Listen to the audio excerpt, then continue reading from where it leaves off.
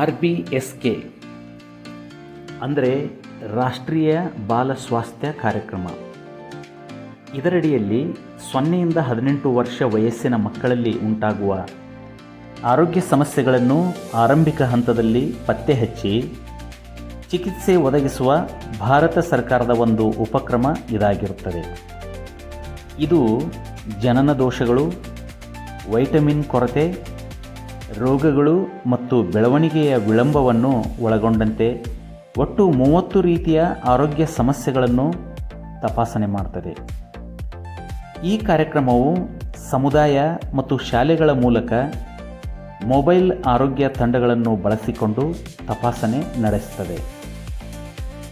ತಪಾಸಣೆಯ ನಂತರ ಗುರುತಿಸಲಾದ ಸಮಸ್ಯೆಗಳಿಗೆ ಉಚಿತ ಚಿಕಿತ್ಸೆ ಮತ್ತು ನಿರ್ವಹಣೆಯನ್ನು ಒದಗಿಸಲಾಗುತ್ತದೆ. ಅಗತ್ಯವಿದ್ದರೆ ಮಕ್ಕಳನ್ನು ಜಿಲ್ಲಾ ಆರಂಭಿಕ ಮಧ್ಯಸ್ಥಿಕೆ ಕೇಂದ್ರಗಳಿಗೆ ಕಳುಹಿಸಲಾಗುತ್ತದೆ.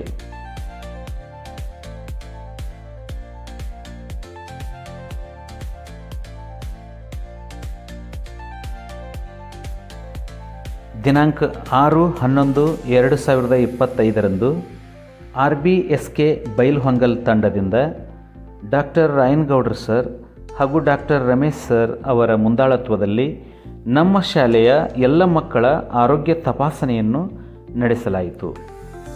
ಧನ್ಯವಾದಗಳು.